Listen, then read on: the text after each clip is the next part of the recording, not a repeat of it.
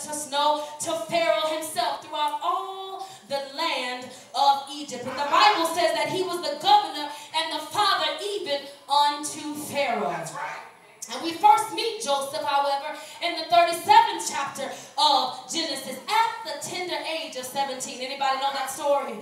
And the Bible says that Joseph was the favorite son of his father Jacob because he was the son of his old age. And the Bible lets us know that Jacob demonstrated his love for Joseph by giving him a coat of many colors. Oh my God, I got to talk at church.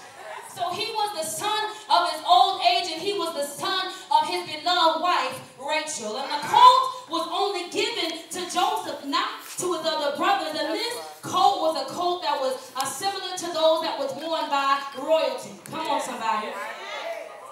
And the Bible lets us know that his brothers hated him because of it, and more importantly, because of what it represented. Yes, they hated him because it represented the favor of their father, and it represented the favor of God. They hated him every time they saw him in it. Oh my God. So bright and so full of vibrant colors and sweeping the floor. Come on, somebody. Every time he walked, I believe he might have had a pop collar. I wish I had a top hat. Yes. Had his cuffs rolled back. He was the business, okay? But the Bible says that they hated him. They hated him. That he had the audacity and the gall, guess what? To be gifted and to have the favor of, oh my God, of his father. Now I found out in the church, saints of God, that folk don't care if you show up. You can show up. But if you show up gifted and anointed and highly favored of the Lord, come on somebody, that's when you got trouble. Honey, you in a world of trouble if you show up and you gifted and anointed and got the favor of God. People don't care if you, the devil don't care if you pack the pews out. The devil don't care if you show up with your best suit on and your best hat and your gaiters, come on, and your new cufflinks and shirt and tie. The devil could care less.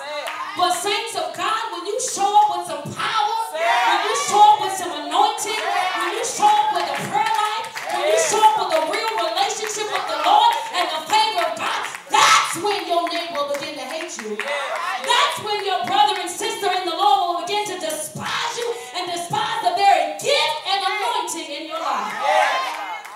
And so the Bible says that one day Joseph dreamed a dream.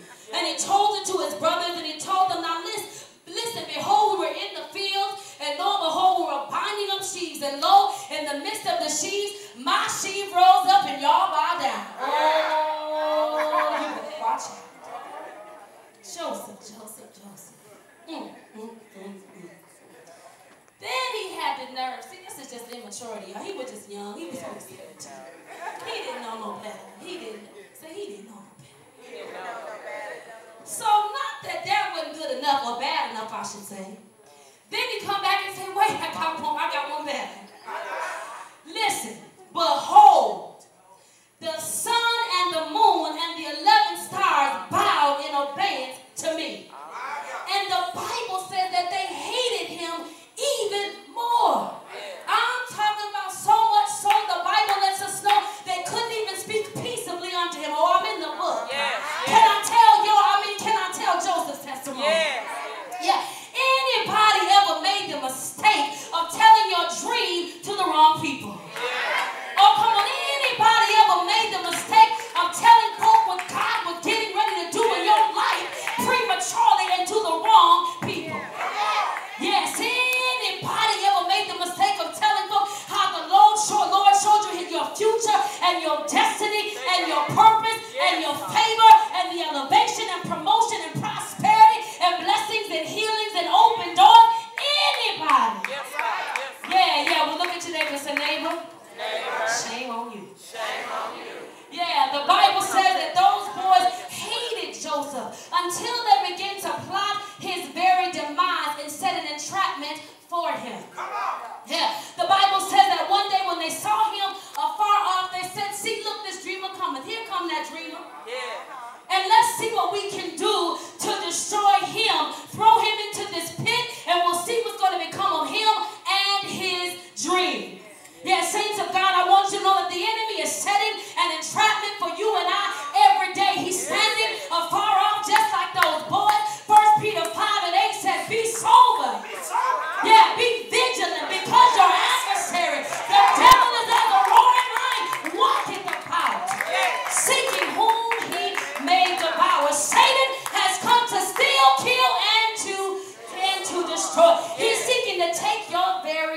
life. Yeah, he's just like those brothers trying to see what's going to become of your dream, of your purpose, of your destiny, the very will of God for your life. And not only were those brothers set on destroying his dream, but the Bible says they stripped him of his coat. That beautiful, luxurious, wonderful coat. Yeah, the multi-directional pop collar 8-line. Ooh, with the sweet Jesus. That coat. Anybody ever been stripped? Anybody ever gone